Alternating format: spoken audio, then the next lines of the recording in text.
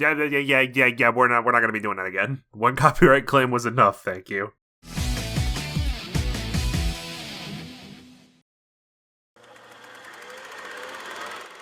On the last episode of Battle Network, our great hero Mega-Man was whisked away by the evil Dark Chip Syndicate Nebula, while standing in a large open field through the use of an incredibly slow and easy-to-avoid Cloud. Distraught at the loss of his father and now his brother as well, Len Hikari has walked away from Team Colonel and is left in quite the pickle. How will things shape out for our young protagonist?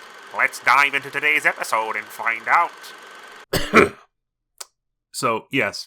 Mega-Man has been kidnapped by Nebula and taken away to the same generic room they reuse all the time. The villains intend to torture Mega-Man until the mental and physical pain pulls his dark soul to the surface once again, locking Roll, Gutsman, and Glide, hey, remember them, inside the Rugrats playpen and forcing them to watch. I know you're enjoying this role. I saw your Tinder profile, you can't hide from me.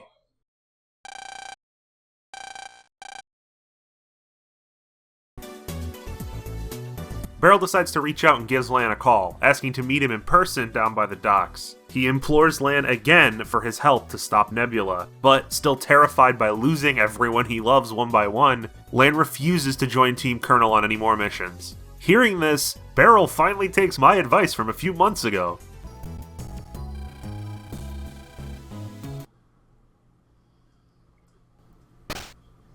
This isn't the situation I was referring to, but I'm still counting this as a win for me.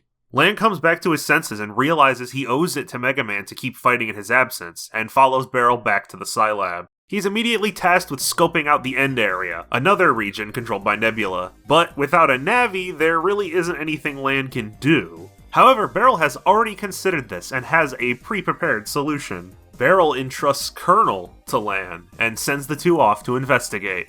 Is something the matter? Lan Hikari, you have email. You are skilled. This is the worst fucking voice decision in the entire game, and I love it so much. Colonel is now our main net Navi. He can't use the Navi customizer, but the game is built around that anyway, so it's not a problem. This is a neat change of pace, but he just functions the same as he does during Liberation, so I don't have much to pontificate upon until we reach the edge of End Area.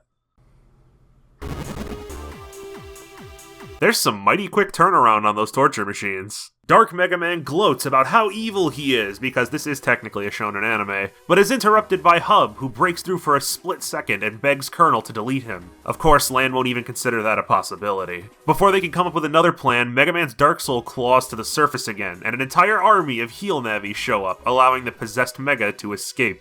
In another rousing round of ludonarrative dissonance, Colonel believes we're outmatched and retreats to Scilab to commune with Beryl. Lan feels guilty for not stopping his brother, but Beryl admits that killing Mega-Man wouldn't have stopped Nebula anyway, so he shouldn't beat himself up about it. For the moment, there are other matters to deal with. A powerful booster program is up for auction aboard the Queen Bohemia, an exclusive cruise ship that only the richest and most important people in the world are allowed to board.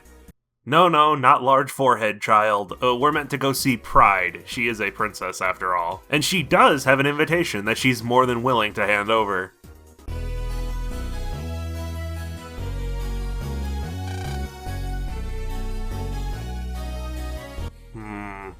Gotta start searching for any suspicious... Found him! Don't worry, Capcom, I'll play stupid. Upon boarding the ship, we pan over to the hoodie-wearing kid. His name is Dingo. Hassling some pay-to-win types while searching for a real challenge. Lan steps up to net battle him, but... yeah, can't be fighting the boss yet. Gonna have to do the dungeon first. Lan and Colonel try to enter the engine room to check on the state of the cruise liner, and shock horror, it's locked. The small child asks the staff for the code, which they take no issue with apparently, but the only guy we can talk to can't remember it. He does recall the mnemonic device he created for the password though. 11 and 2 tonight makes 11. Battle Network, we talked about this. You don't get to have wordplay riddles when your English translation looks like this. It's impossible to determine what is an intentional part of the puzzle and what is just mistranslation or terrible grammar. See, as an example, the entire theme park from Battle Network 4. I checked that I'm not the only one who thought this puzzle was idiotic. I had multiple chat members tell me that they just never got past this part as a kid and gave up. Some of this is clear. 11, 9, 2, tonight makes 11. Well, that's wrong, because it isn't enough numbers. Needs 2 more. Oh, wait, tonight, maybe it means midnight, so 12? Let me save you the energy. No. The solution to the puzzle is that you are, somehow, meant to determine that tonight means 2 and 9. I think it's blatantly apparent that this is some poorly forced translation fuckery. Turning tonight into 2-9 it's not a thing. That hasn't ever been a thing. That's not how English works. The idea here seems to be that this was originally one of those words that sound like numbers, Japanese pun things that don't really work in English, but the translator tried to make one up anyway on the spot. Whatever, we got the stupid code. Let's run to the engine room and jack in. We chase a Nebula heel Navi around for a bit. He jacks out and Lan physically sees the operator standing only a few feet away, but Colonel tells him not to bother. They are on a ship after all, so it's not like he's going anywhere. The auction begins in the banquet hall, with the booster program being displayed in a holographic case, guarded by a whole bunch of security Navis, and yeah, you know where this is going.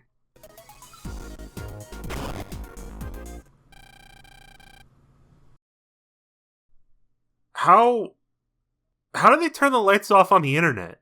Looks like a good old-fashioned whodunit. Lan instantly suspects the man from the engine room, but it would seem he doesn't have it. He was preparing to steal the booster when the lights went out. Nobody has left or entered the room since the auction began, so Lan is left to investigate the surroundings to find the culprit. You might not have noticed this, but starting with Battle Network 4, there's no more plugging or jacking in the PET. It's wireless by default now. Instead of a cord, it shoots out a transmission burst, like a laser. Thanks to this design quirk, someone must have used these angled mirrors around the hall to reflect the PET transmission in from outside. Lan follows the path of the mirrors and finds Dingo in the captain's steering wheel place. I cannot believe I forgot the name for this part of the ship. The bridge. That's it. Yeah, it's called the bridge. We find Dingo on the bridge. Like a good video game antagonist, he reveals his plan to steal the booster so that its creators, UberCorp, can't use their money and power to destroy any more villages like his. Though he still does offer Lan the chance to steal it back. Wait, am I supposed to be mad about what he's doing? Sure. Okay.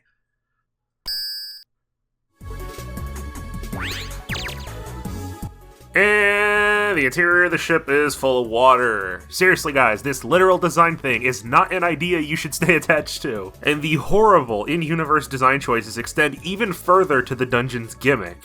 The air gauge. Air gauge.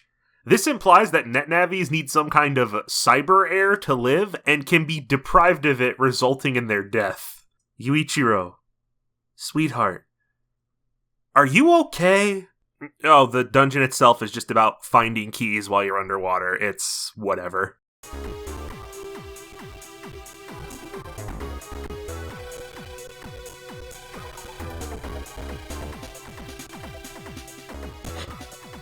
Who says that? No trouble.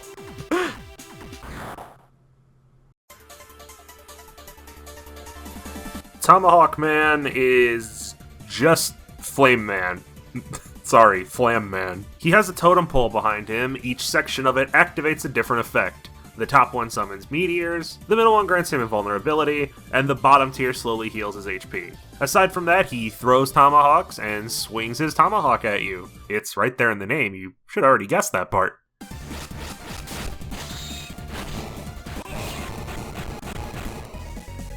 Alright then. Colonel convinces Dingo that if he does what's right and helps defeat Nebula, the world will treat him with more respect and take him seriously when he stands up to UberCorp. Yes, the game expects you to believe this. Dingo agrees to help, but I fail to see how TomahawkMan is meant to help us mow down an army. Wow, that's really stupid. Like Gyro Man, the scenario makes much more sense in Team Protoman, as you'd recruit Napalm Man aboard the Queen Bohemia, and yeah, I can imagine how a guy that fires exploding napalm shells could easily clear a path forward.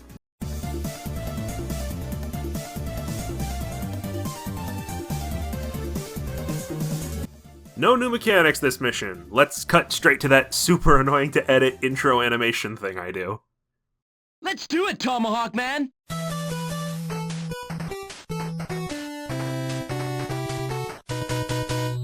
TomahawkMan.exe is a pretty normal all-around Navi, not having a ton of skills or gimmicks, but still playing just fine. His charge shot is Air Raid, a move where he throws a small tomahawk like a boomerang that's path changes depending on where it's thrown. His special chip is just a big fuck-off tomahawk swing. He also possesses super armor and status guard, meaning he doesn't flinch or get infected by most status effects. While perfectly serviceable on the battle grid, he really stands out during liberations, where his Tomahawk Swing liberation ability can clear out a huge 6-square area in front of him. Very helpful stuff. Since this is a routine liberation, I figure it's a good point to elaborate on the one DS exclusive item I haven't mentioned yet, that being the inclusion of TP chips. TP chips can be used once per liberation to swap out one of your allies for the corresponding Navi of the opposite version. Say for example, we use it on TomahawkMan, then we switch him for NapalmMan for the remainder of the operation. This is not only just a fun addition to mess around with, it's also great for potential strategy purposes. But if you want me to be more specific, you'll have to wait until the next liberation.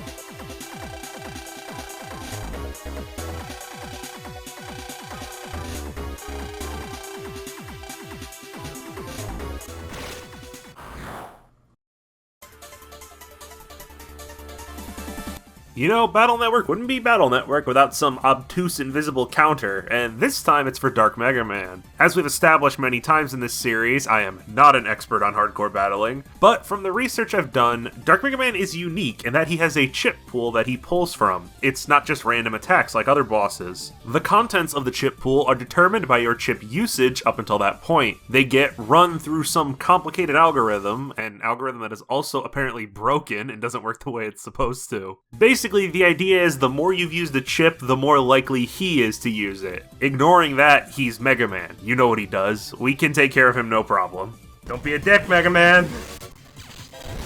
Yes! Okay. Oh, jeez. Kinda had to lock him down there.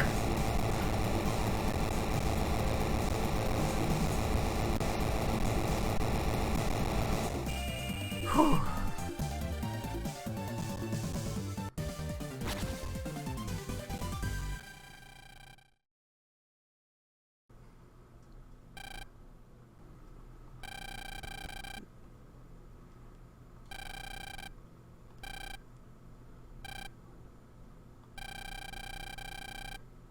Friendship powers, activate!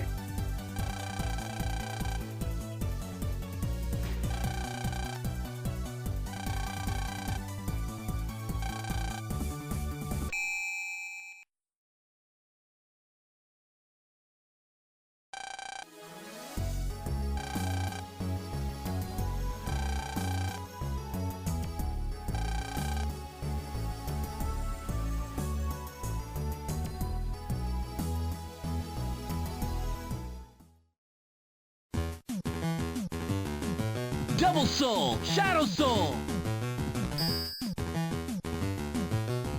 With Mega Man back, we've got two souls we need to discuss, the first of which being Shadow Soul, a soul we technically unlocked after the third liberation, but since we lost Mega Man, we couldn't use it yet. Shadow Soul uses stealth-type chips to activate, basically invis and pretty much nothing else. Disappointingly, Mega Man doesn't get access to Shadow Man's crazy shuriken charge shot, instead getting a katana that works like a longsword. Capcom did meet us halfway though, letting Mega Man keep the Snap Vanish skill and the float shoes, so it's a perfectly okay soul. Much like Shadow Man, if you can master the counter, you're invincible, so it has potential to be the ultimate soul, with a buttload of practice at least. So this is the part of the game where we unlock the ability to start using Chaos Unison properly. Of course, you might not know this because the game strangely doesn't stop to explain that this mechanic is even present. It's only explained via a random email that shows up, and for some reason there's no practice program used. Not that it matters, cause I explained it in the last video anyway. Shadow Chaos is activated with the Dark Invis chip, and is a shockingly powerful technique for how early you can acquire it. Dark Invis causes Mega Man to flash around the arena and fire off off chips and buster shots while invincible. The only reason I won't give it the first place spot is, well, it's uncontrollable. So sometimes Mega Man misses half of his attacks, and the whole thing is just a waste of a charge. I've read that the chips used here are decided by the same formula that determines Dark Mega Man's attacks, but I can't exactly fact check that myself. Double Soul! Tomahawk Soul!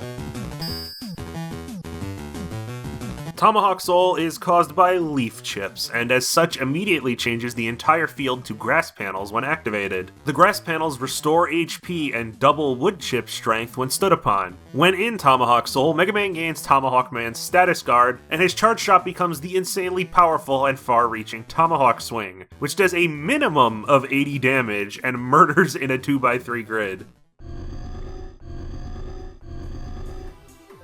Merging with the Dark Lance battle chip gives you Tomahawk Chaos. Your new charge shot, Dark Lance, is either stupidly OP or entirely useless depending on the encounter. It fires out a column of bamboo spears on the back row, dealing a disgusting 400 damage, but it only hits the back row. Again, it's gonna be an instant win button or completely pointless.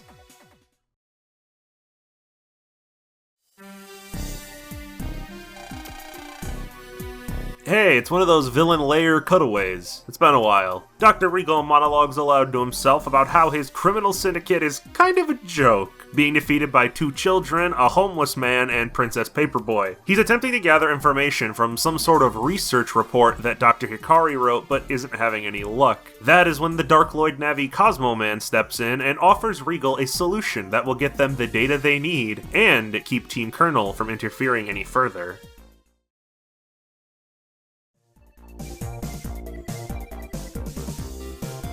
Days later, the next chapter begins with Barrel having called the whole team together for a special announcement. The announcement of our newest crime-fighting partner. Oh, it's Mr. MVP! Sim!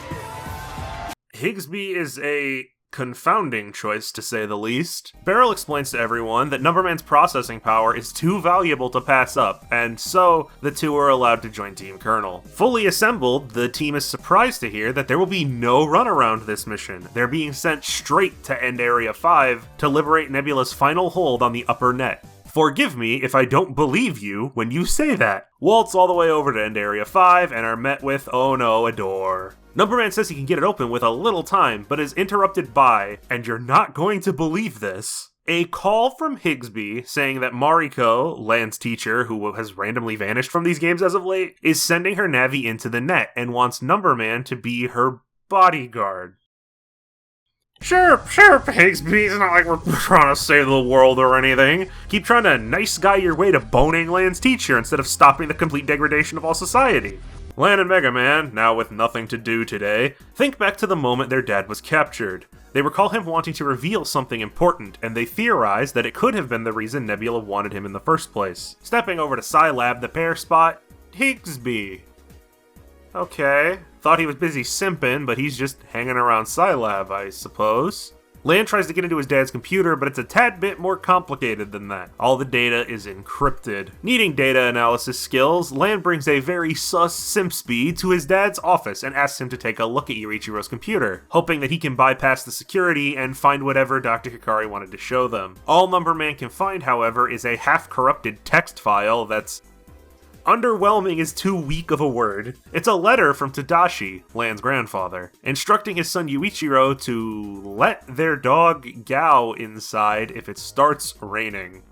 This is truly the discovery of the century. Lan and Mega Man ponder their findings, eventually learning from Haruka that the Hikari family did have a dog named Gao at some point. While the doghouse in front of Lan's home has been stated multiple times to be a security system, there's a doghouse in the back that we've never had to interact with before. Examining what used to be Gao's house, the brothers find faded writing, alluding to Gao being near an air purifier at a coal mine. Oh, we're going to Oran Island for the 100th time, yay! Inside the air filter, Mega Man digs up another text file, and it's,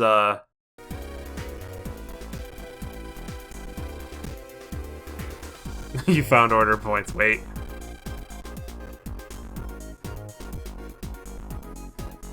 What?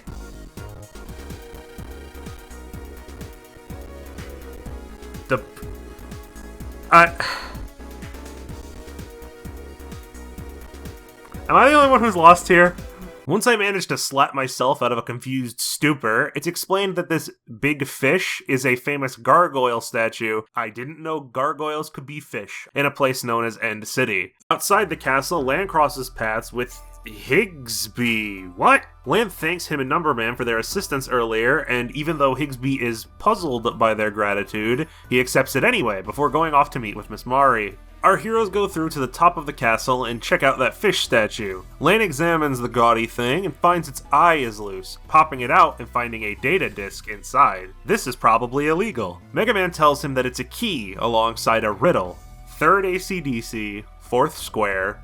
There, find the way to Oran and open its center. This puzzle is much better than that cruise ship number bullcrap. Following the hints, we go to ACDC Area 3. The room features a whole bunch of square platforms, so we go to the 4th one from the entrance, face towards the exit that leads to Oran area, and then interact with the center panel.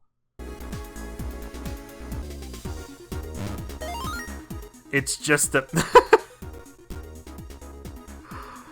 It's just a door-ass door. I was expecting some kind of, like, cyber thing, I guess? The hidden door leads out into ACDC Town, now with 50% more sepia tone. Mega Man pulls aside a woman on the street to ask her where they are, but she spouts off some non sequitur about Dr. Hikari. Apparently, his wife just gave birth to twins, Lan and Hub. The pair deduce that they've not only stumbled onto a recreation of ACDC Town, but specifically, a recreation of ACDC Town from 11 years ago. A vision burst, it's called, the same kind of cyber world that the Hikaris found themselves in at the climax of Battle Network 3. A moment and place frozen in time on the net. What the hell could Dr. Regal possibly want from here? The two look around the town, talking to NPCs, and even finding Gao in the Hikari's backyard, but they don't see anything important. They're ready to leave, but Mega Man takes cover as a squad of Nebula Navis march in and start tearing the place apart, trying to uncover the data Dr. Regal is missing. Mega Man quickly disposes of them before one last Navi comes through the door. What a shocking turn of events. NumberMan thanks Mega Man for getting him this far, and admits he's been working for Nebula this whole time in exchange for dark chips. Mega Man tries to reason with him, but he runs off and yeah, okay, I'm not falling for this. That's not NumberMan. Come on, we already did this copy thing in Battle Network 3. On the chance you hadn't noticed it yet, we're then treated to a scene of Mega Man attacking NumberMan and Mariko's Navi. Some grade A bullshit's going on here, and I'm sure we'll find out soon. The following day, Lan gets a mass email warning operators to keep their navis off the net, as the end area communication system is blasting out dark energy and corrupting unsuspecting passerby. The twins run back to the Gargoyle Castle to stop the broadcast, but are quickly halted by the fortress's security lockdown. We have to collect 3 pieces to construct the armor of this virtual samurai, and thereby turn off the security. These 3 pieces are simply acquired through typical jack into miscellaneous objects shenanigans. But what lies beyond? Oh, my sweet children, what lies beyond the lock gate is a challenge unlike any you've ever faced. A legendary trial spoken of in hushed whispers. I have been warned by many about the brutal and grueling trial of 100 foes.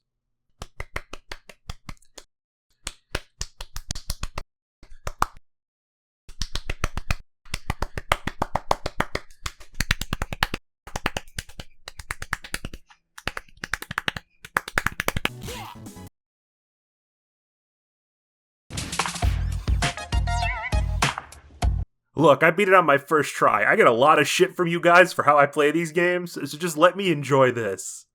Jacket, Mega Man, execute.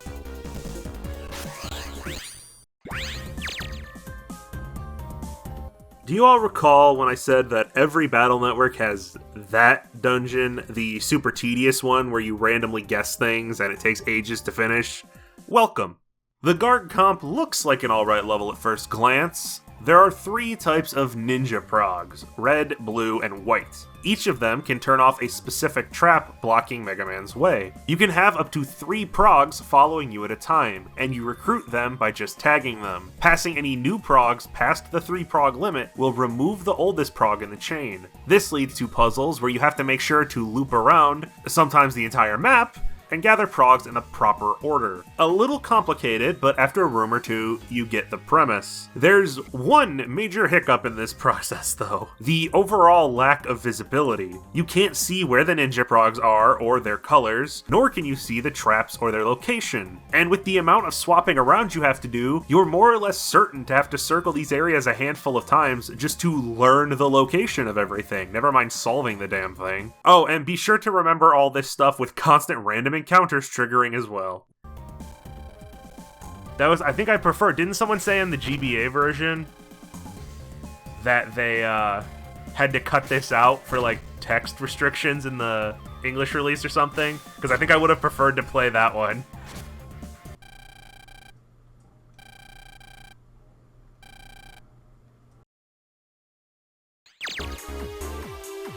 Nope.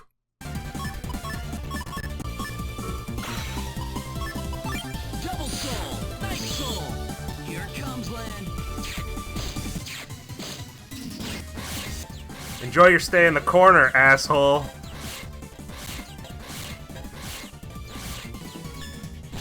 Stop! He's already dead.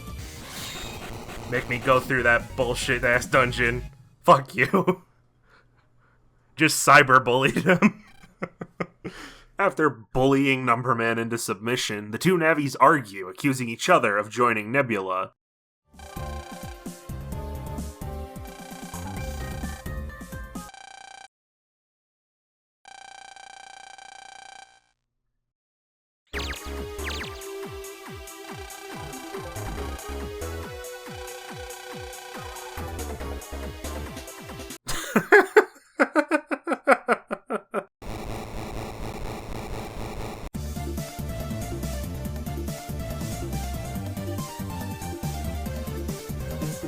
To my dismay, ShadowMan is left behind on this liberation. Colonel has him guarding the entrance, which is just a shoddy excuse for Capcom didn't want you playing as more than 5 characters. NumberMan is part of our team now, and I'll talk about him in a second, but for you to understand what he does, I have to let you know that there are now trap panels in liberation areas. They're completely undetectable and will damage anyone who tries to liberate them, except maybe Nightman, but I'm not sure, I didn't test it. These were never really an issue for me anyway, not one that required me to change how I played at any rate. Let's do it, NumberMan! No, come on, there's no time for an intro. I only have like 30 seconds of NumberMan footage. He got them Yowie hands, and he uses them to throw a dice bomb. The number it lands on determines the damage. It's a pretty good charge shot for taking out groups of viruses. His liberation power sucks. It reveals traps and grabs items in a 2x3 grid, but doesn't liberate said panels, so it's very situational. From this point on, I always use the TP chip to replace NumberMan with SearchMan, so say goodbye to NumberMan, folks.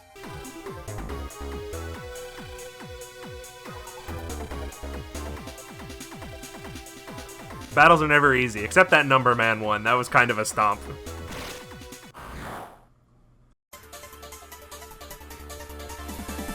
I had to go rewatch my footage to write anything for CosmoMan, because I 100% forgot anything about his boss fight. All I managed to catch is that he morphs into the inky black nothingness of space, and also throws rings with wacky fun sound effects. There we go.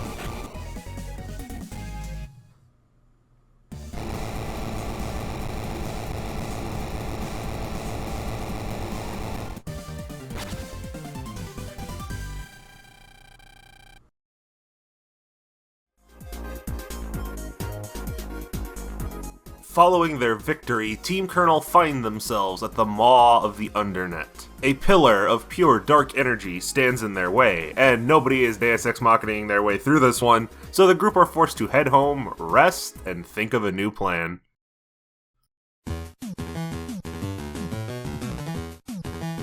Double soul, number soul. Unlike the unexciting NumberMan, hashtag fuck NumberMan, NumberSoul has some wacky shit. By sacrificing a plus-type battle chip, Mega Man trades his Buster in for NumberMan's die roll. There's no chip that can be charged for bonus damage, but every non-elemental chip is given a flat plus 10 damage buff, and most excellently, Mega Man gains the ability Number Open. Number Open is Custom Style's Big Daddy, giving you a full 10-chip window for 3 turns, making Number Style key for Program Advanced based folders. Number Chaos, on the other hand, is okay. Chaos Unison only lasts one turn, so you can't take advantage of Number Open. The Charge Shot turns into Dark Plus, which can be used to beef up your next chip by 50 points. An alright ability that becomes increasingly when you remember that most other styles can deal hundreds of damage on repeat without needing a chip at all.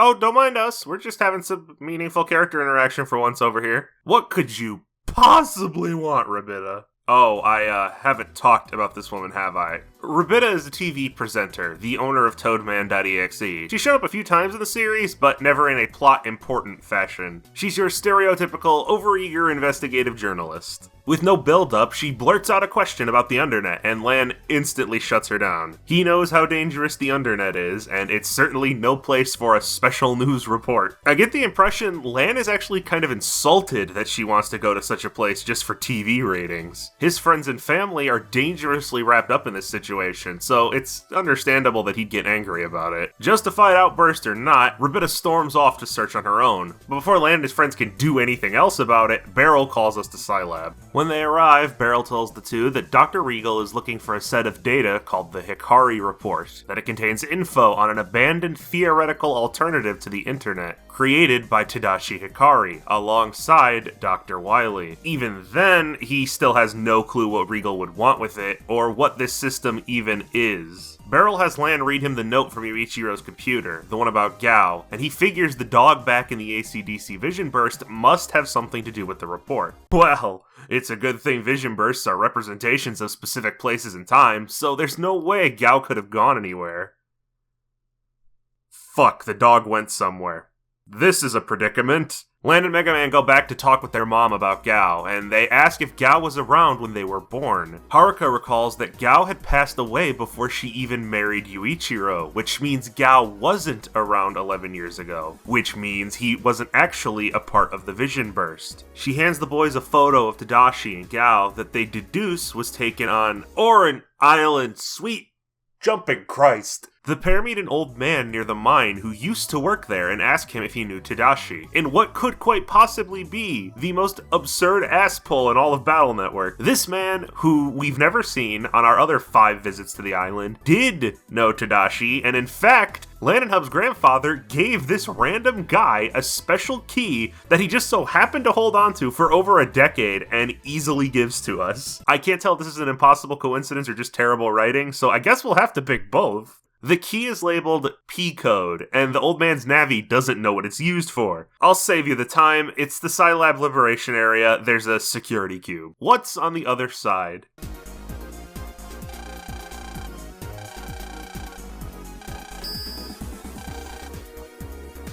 The answer is ghosts or something. Never mind, he gives us a key and another hint. We go to the stupid mine computer, and hey ho, a Vision Burst door. We're on Oran Island. I can't believe it. Even when we're on Oran Island, we're on Oran Island!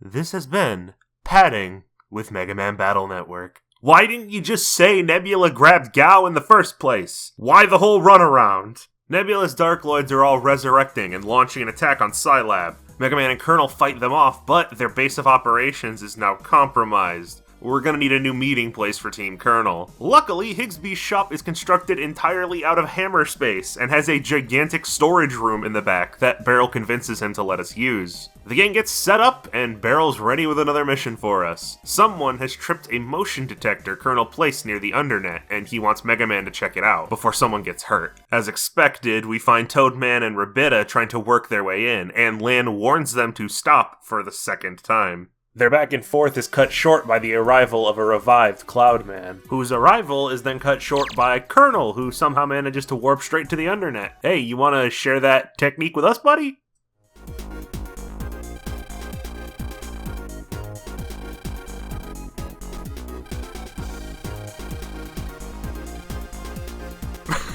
His little face. Like you're talking to a brick wall, just look at him. He looks like he doesn't even know where he is.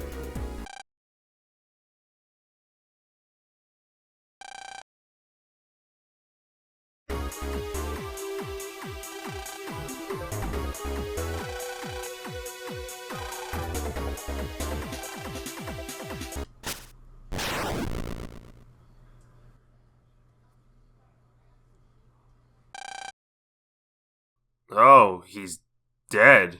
Wait, is that a bad thing? I have no idea what I meant to feel when characters get deleted because deletion has no set consequence. Before the current course of events, Colonel is gone, and apparently Beryl is strangely emotionless about this situation and moves on with business immediately, appointing Lan as the new leader of Team Colonel. Oof, might want to work on that branding, guys. Lan has one of his classic lack of confidence, I can't do this moments, except this is the second one in Battle Network 5, so that's awesome and still impactful, I swear. Can you guys tell I don't like this chapter very much? Lan goes home and goes to bed, only to be awoken by Rabida. Hey, thanks for getting my friend killed, cause you can't fucking listen. She asks to join Team Colonel like that's a totally reasonable thing to ask about at this point, and storms off in a huff when Lan refuses to take up the leadership role. Mega-Man warns that she's likely heading to the Undernet and they should go after her before ToadMan gets deleted. Oh cool, maybe we can get NumberMan murdered this time.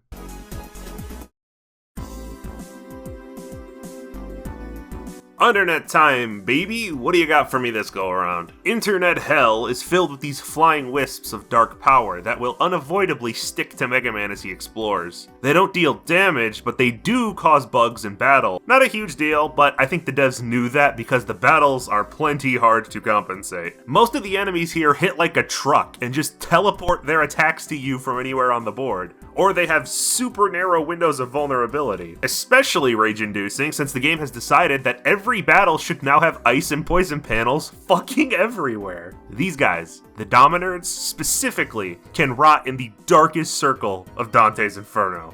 No, the other one. Yeah, that one.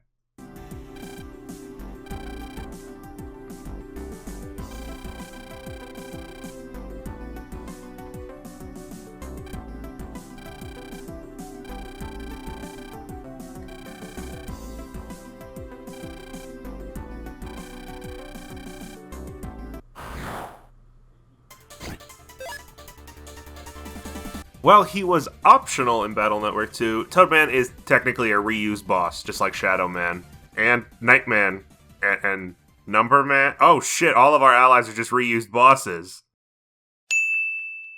He can hit you with the boy, or do his best Yoko Ono impression to stun you. Frog Friend is weirdly locked to these two lily pads on his side of the field when not attacking, which makes him more predictable than most bosses. But he's also one of the only bosses that can screw around with your panel elements, creating water panels that will double the damage of his charge shot. Perfectly average boss.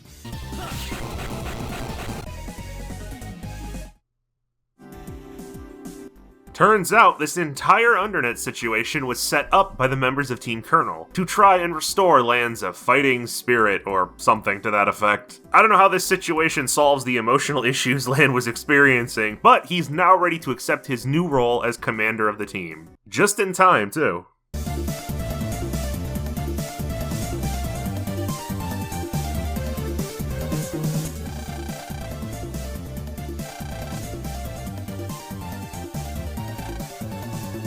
Yeah, Team Colonel's final liberation mission is against Colonel himself. Well, the final liberation of the main story at any rate. And it shows. The map is huge and winding. There's basically no shortcuts or speed strats here. There's a ton of Darkloids, a ton of dark panels, and the viruses are pretty strong. Not to mention some of them, Dominards, don't really jive with the whole time limit thing. We don't even have Nightman to clear out congested areas because he's stuck standing guard outside. This mission is more heavily reliant on your busting skill to quickly take down enemies without losing a bunch of HP. There are just so many battles to fight. This is the first liberation where I had to use the rest function a handful of times, because there's just so many Dark Lloyd fights, and it was wearing the party down. Let's do it, ToadMan!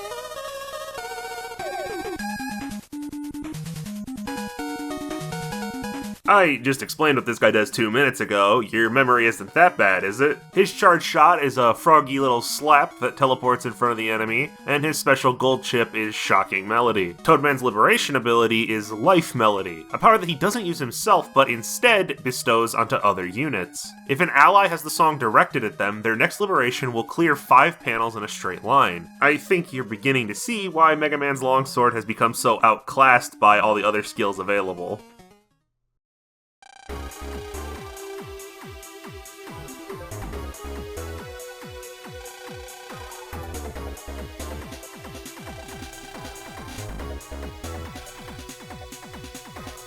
Oh, wow. Okay, so wait, hold on. They already had... They like, of all the weird lore things, they decided to explain why Searchman, who isn't in this game, would know about Colonel being important. That is the weirdest thing that they did not like completely gloss over. It's so weird that someone on the dev team was like, we should put a thing here, when there's so much other bullshit they just completely forget about. Wowzers, guys, it sure is Colonel. He still sticks to his sword most of the time, though he'll now combo multiple swings together. He can also call down stone blocks that break open to reveal a small soldier that'll attack you before disappearing, but it's really slow and obvious to avoid.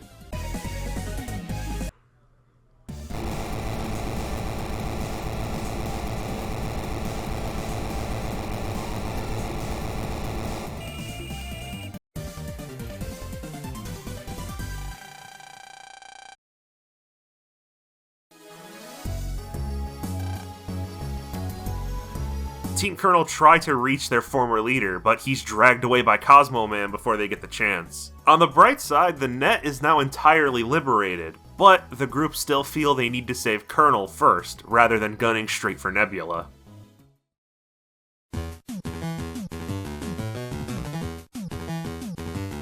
Double Soul! Toad Soul! When I first read the soul list, I was pretty disappointed that instead of the healing Navi Medi, we were going to be recruiting Mr. Toad. But this adorable green bastard managed to prove me totally wrong, and I now love our amphibian friend. By hydrating with an Aqua-type battle chip, you are imbued with the power of Frog. Your charge shot turns into an electric note that deals decent damage while stunning your opponent. To top it off, you won't slip on ice panels, and Mega Man can hide inside water panels. I don't have any footage of that, but if I didn't mention it, someone in the comments would be snarky about how I forgot it. Guys, just because I don't mention something doesn't mean I forgot it. Sometimes I gotta leave stuff out. The video can't be 10 hours long. When I managed to quell my laughter after hearing Lan yell, Chaos Unison! Toad Chaos! I was then blown away by how astoundingly powerful this soul is. Toad Chaos is formed by sacrificing the Dark Wide battle chip. A torrent of blackened water fires across all 3 rows, going through enemies and dealing 300 damage. Fucking legend. It is Wednesday, my dudes.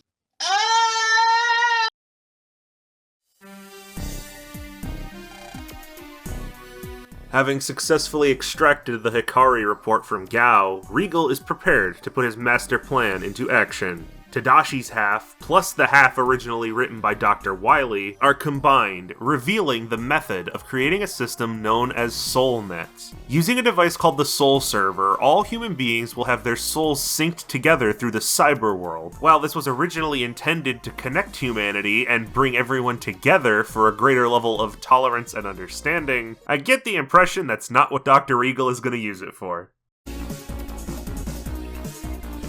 The next morning, Lan is shouted awake by Haruka. Dr. Regal is making a grand address on TV, and she managed to spot Yuichiro tied up behind him. Regal announces himself ruler of the new world and tells the people to let go of their morals and concerns, and embrace their purest desires. The brothers run out to figure out what's happening, but their mother stops them to give Lan an amulet she found that Tadashi used to wear all the time. Lan steps outside only to witness a world where everyone is a petty, argumentative asshole, and the whole town is constantly fighting. So literally nothing has changed. I'm going back to bed. Seriously though, it turns out that the evil influence of Nebula is being broadcast through a collection of microservers. And since most other operators are being affected by SoulNet, it's left to Lan and Mega-Man to go shut them all down. The microservers are in 4 different small PCs around Electopia, and at each one, Mega-Man will be faced with one of our possessed teammates. Mega-Man games, and boss rushes and all that stuff. The final master transmitter is at the edge of the Undernet, and Mega-Man can't do dick to it.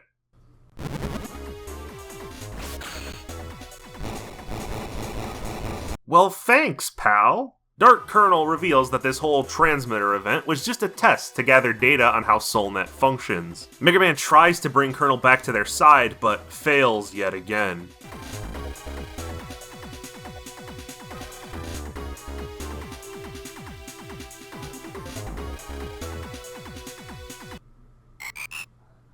How do you expect to beat? Didn't I beat him in 1 turn with like fucking Searchman or something? Like, he's not that tough.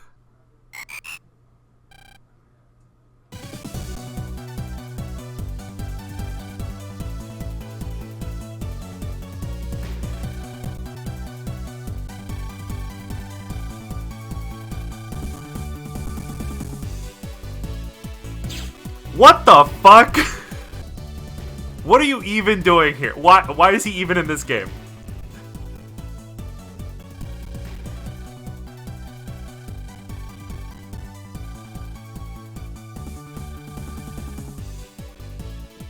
This really does beg the question what the fuck he's been doing this entire time. And the other is a Colonel approach. Okay, so yeah, let me bring this up. So when people ask me, why is Team ToadMan not canon or whatever? Because if you were playing Team ToadMan, this is basically the only time you'd ever see Colonel. And then all of a sudden he's a main character in Battle Network 6. So this fucking guy would just show up out of nowhere at the last second.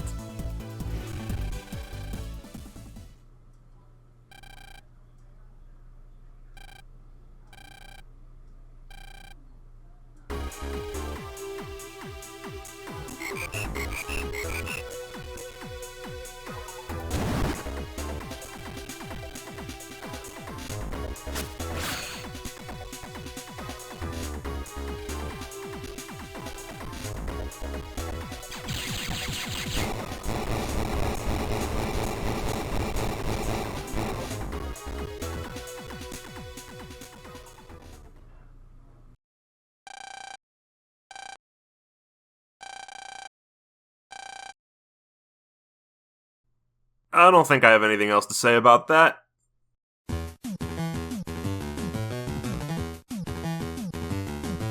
Double Soul! Colonel Soul! I don't really like Colonel Soul. I was hyped for it, waiting the entire game to finally unlock it. I mean, look at Colonel, his soul has to be great. But, meh. We get Screen Divide, but aside from that, Colonel Soul has 2 primary abilities, Colonel Army and Arm Change. Colonel Army turns placed obstacles into those toy soldier fellas. Of course, this means you have to equip a bunch of obstacle chips that you intend on throwing away. But Arm Change is more intriguing. You can give up any battle chip and convert it to be your new charge shot. Oh, did I say any battle chip? I meant non-elemental, non-screen dimming, non-mega or giga battle chips. So cannons and bombs. I'm sure there's some chip that fits the criteria that I'm missing that's really good, but I have no idea what it is. Certainly can't think of anything better than Screen Divide. Maybe an M cannon? Overall, Screen Divide is a nice charge shot, but it's not mind-blowingly better compared to some of the other souls. And while Arm Change and Colonel Army can be useful, they require your entire folder be mangled and rebuilt around their use. Sacrificing Dark Sonic, which is funnily enough the first Dark chip I procured, activates Kernel Chaos. The screen divide chart shot is replaced by a purple Trumpy that briefly stuns enemies whenever it goes off. Yes, that's actually what those enemies are called. The English names are terrible. But yeah, it stuns enemies. That's it. It's not that it's bad or it doesn't have its purpose, it's that it's boring.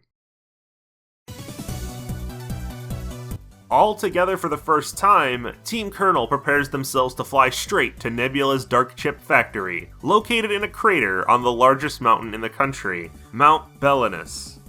Okay, last time for this. In the Japanese version, the place the final battle occurs is simply Mount Fuji. I guess this was changed because the translated version of Battle Network takes place in a random made-up country, not Japan. Who cares? It's climax time! An enormous bright green tower jutting out of the top of the most famous volcano in the world is not exactly what one would call hidden. You'd think the military, or literally anybody with a functioning brainstem, would have noticed building crews dragging up the absurd amount of raw materials and machinery it would have taken to construct this over the course of many weeks. But I guess that's what happens when you try and analyze the narrative of a game for 10-year-olds. I guess that makes me the idiot, huh? The Dark Chip Factory is such a stellar idea for a final dungeon that it just made me baffled as to why the entire game wasn't created in the same style. In each room, Mega Man has to team up with the other members of Team Colonel to break down barriers and press switches to move forward. You swap between the navies in real time, and whoever you happen to be controlling when a random encounter triggers is who you'll be operating for the battle. Doesn't this sound like a great idea for a video game? It makes Team Colonel feel like a real group of operatives working together to reach their goal. Every dungeon should have been built like this. You can keep the other gimmicks as well, but throw the navi switching mechanic on top of it. This is so obvious that I'm gonna theorize this was considered at some point, but was cut for difficulty or time reasons. Still, being a Mega Man game, the Chip Factory still functions as the second half of the boss rush stage, and being a Battle Network game, the Chip Factory functions as our allies get picked off one by one stage. This time it's via black holes that pop into existence and suck them away into the void following each boss fight. I know what you're thinking. Why don't they just suck up Mega Man with one of those portals?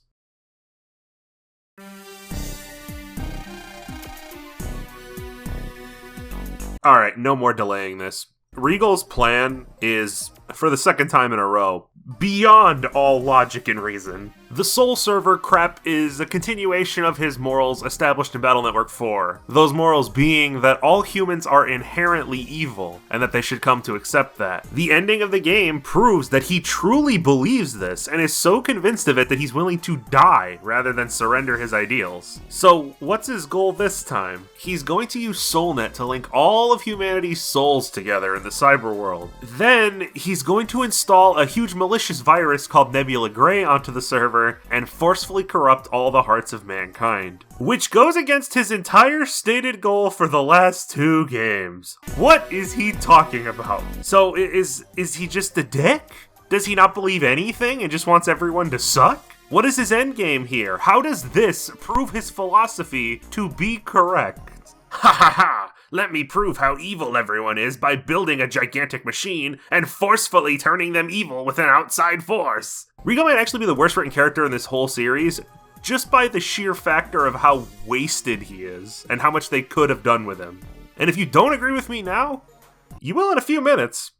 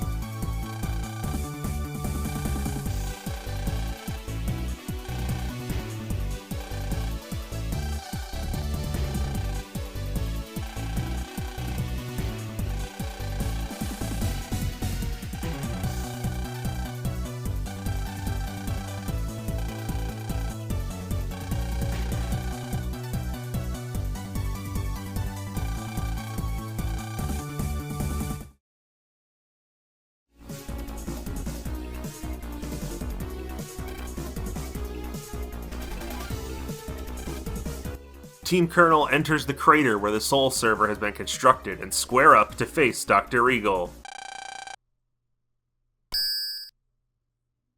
Or not that. Regal activates SoulNet, quickly overloading everyone's negative emotions, causing them to break down. Everyone except for Lan. Regal hypothesizes that the amulet Lan is wearing must be made out of magno-metal, the only substance that reflects the Soul Server's signal. Dr. Regal quickly downloads Nebula Gray onto the Soul Server, and Mega-Man jacks in to stop him. Jack in! Mega Man, execute!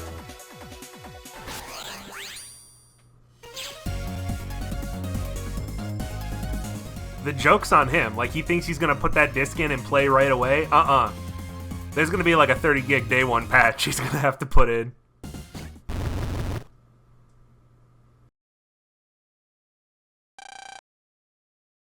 Are you fucking kidding me right now?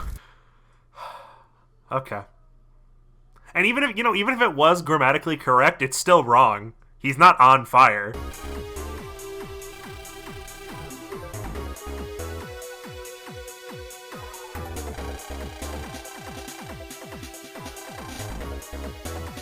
Boss Rush 2? No, his fucking friends are gonna show up, right? Just somehow. I have no idea how, it won't make any sense. But they'll all just pop in.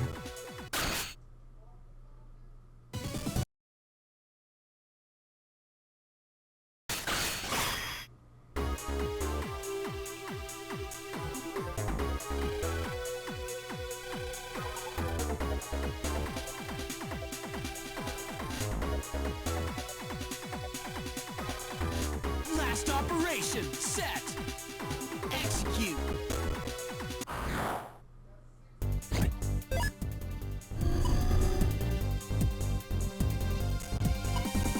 Another day, another world-ending virus. Though, to be honest, Nebula Gray looks more like a Final Fantasy summon than a Battle Network boss. He's got a buttload of attacks. Arcing fireballs, just regular old fire he pulls from the ground, turns himself into a goddamn dragon that cracks all of your floor tiles, and conjures dark chips that mimic Mega Man's Dark Soul. 2 words to win this fight: float, shoes. I learned my lesson after Alpha and Duo, and wasn't going to make that mistake again. Nebula Gray's intimidation drops sharply when he can no longer box you into corners and trap you. Yeah, I didn't really have that much of an issue with this guy, so no usual 5 minutes of complaining about the final boss like I usually do. The fans go back and forth on whether Duo or Nebula Gray is the hardest final boss, and in this case, I'm gonna have to pick Duo. Duo had so many seemingly unavoidable attack patterns, and his shifting, flashing hitbox was total bullshit. Nebula Gray can screw you with scummy attack patterns as well, but I was always 100% sure when and where to strike to deal damage. He can only be hurt by hitting the rotating flame following around his body. It's consistent and easy to track, unlike Duo constantly jumping and turning his only weak point into a fucking cannon half the time.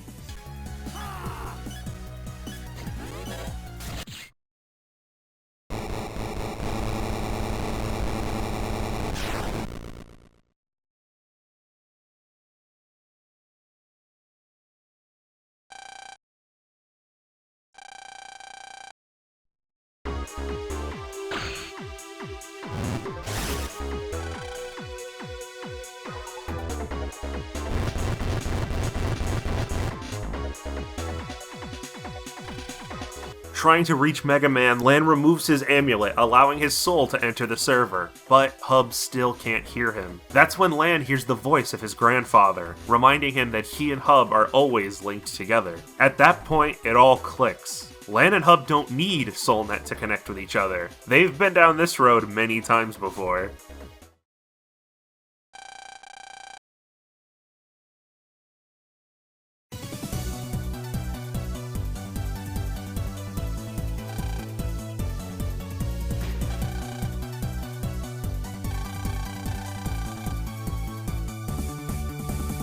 Using full synchro, Hub is able to subdue Nebula Gray.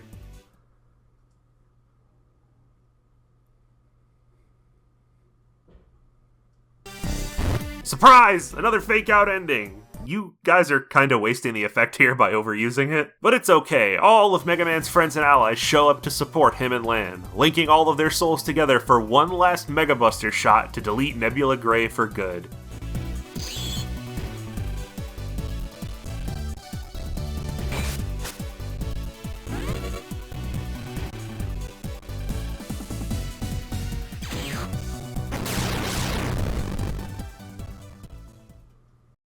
Hold up, kids. Let me warn you here. The conclusion of this game is very special. So special, in fact, that I could not possibly write or edit anything funnier than my 100% genuine blind reaction to said conclusion. I never finished this game as a kid, so I hadn't seen the finale until this point.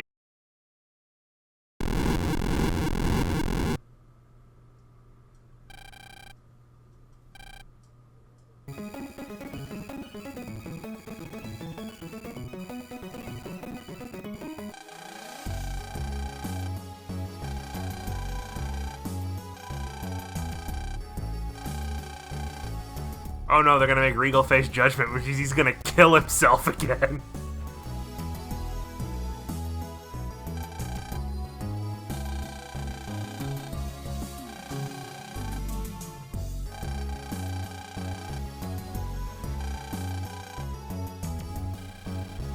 Yujiro's just fucking dead.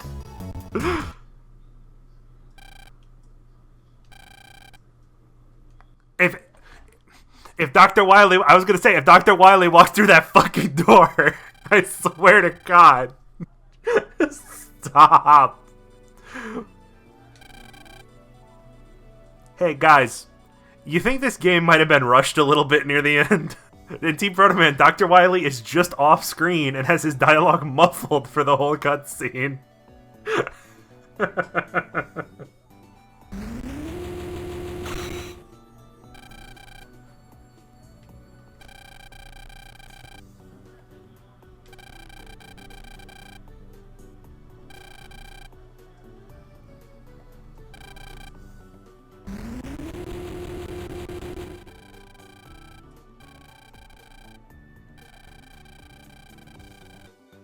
Guys, what the fuck is happening here? What the fuck is it? Who wrote? Oh god. I don't...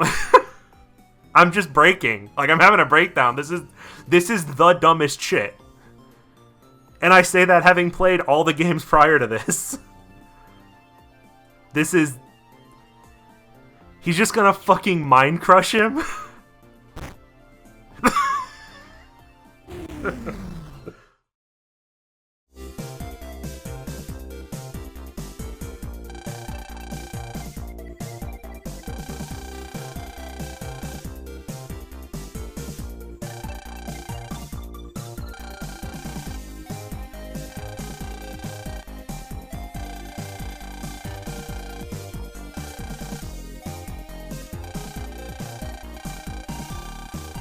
If Dr. Regal walks in, I'm whipping my controller across the room.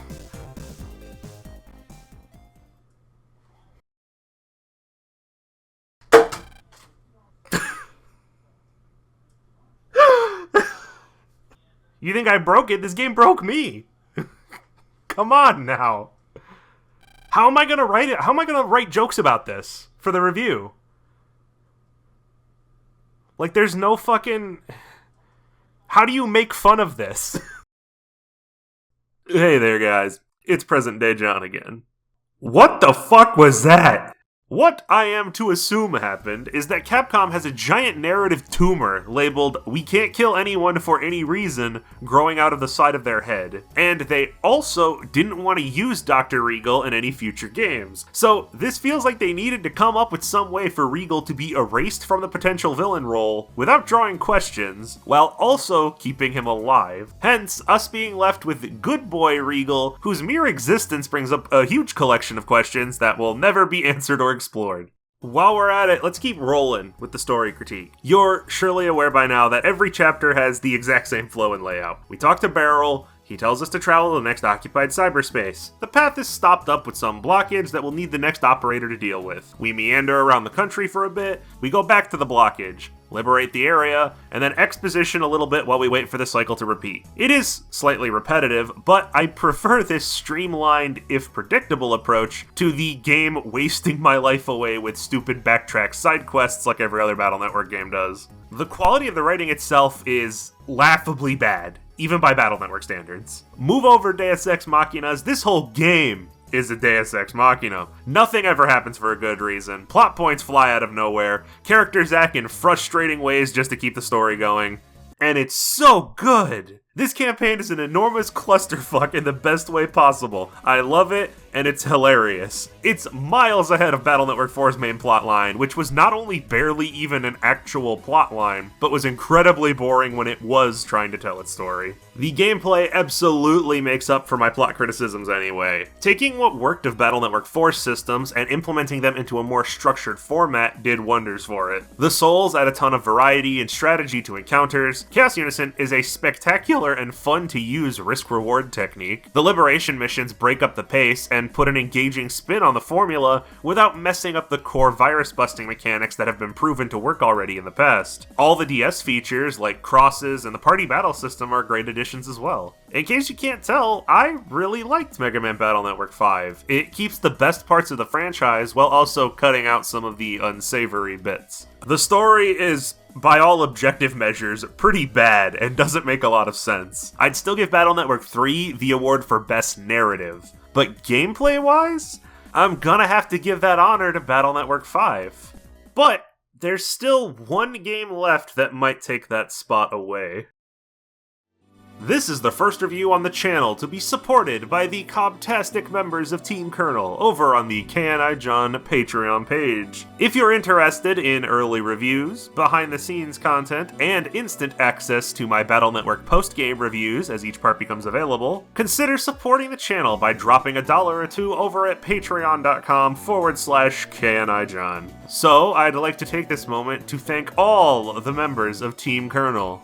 Oh fuck, I shouldn't have made this a $1 tier reward. Thank you to Sopensi, Homo Necrotic, Soulless Hollow, A Lazy Dragon, Evan Brisky, Old God Machinations, Fox McCloud, Kyoshomi, The Luminant Gamer, Lukja, they weren't sure how to pronounce it either, Michael Caboose, Minuteman FMJ, Papa Nurse, Pokedude 12, Ronald, Sunayama, Alu, Ineffable Aeon, Robert Meadows, Brushwag Collector, Bleh, Jordan Hawkins, Logan Ross, Slapman, Stephen Lewis, The Orange Cow, Adrian Marceau, I hope I said that right, Gadgeteer Blue, Baba Zendine, Maxi89C, Miles Weidman, One Bite Man, Siku, Wesley De Oliveira Fernandez, Chance, Christine Nguyen, Frozen Courtroom, Jacksik, Joshua Regear, Curvis, Melting Keith, Stefan, iSoul, Alex Hanna, Anthony Dorado, Aura Ackle, Azaki, Base Tizotar, Batmabel, Ben Smith, Boyo Jones, Cheswick, Clark Ropel, Cody Gratner, D3D, Daniel Miller, David Motz, Dirtman.exe, Ezekiel Campos, Flora, Ford Cliff, Gary S. DeCosta, Gary Tina, Graham, High Performance Moth, Igor Podolsky, Roxas of Malice, Jonathan Russell, Justin Ellis, Kibi, Carol Hollingsworth, Larkalus, Layden M. We're like halfway there. I can do it.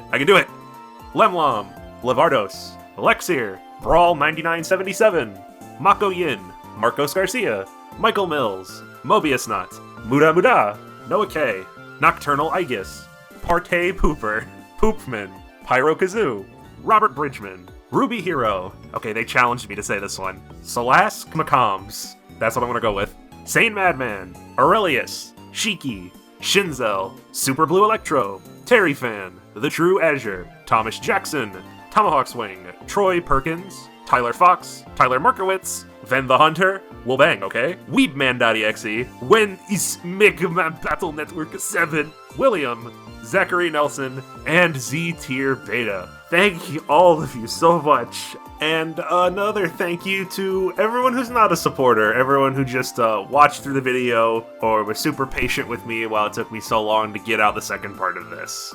Thank you as well, of course. No one sat through all those Patreon names, but I'm gonna drop the things here anyway. Like and subscribe if you enjoyed the video. I have a Twitter for updates and things like that. I also have a Twitch channel where we stream at least twice a week, usually Mega Man stuff. In fact, we're going to begin streaming Battle Network 6 very soon over there, in preparation for the review. So go ahead and pop a follow over there if you're interested. But that is all for today, guys. I will see you all again very soon. Have a good day.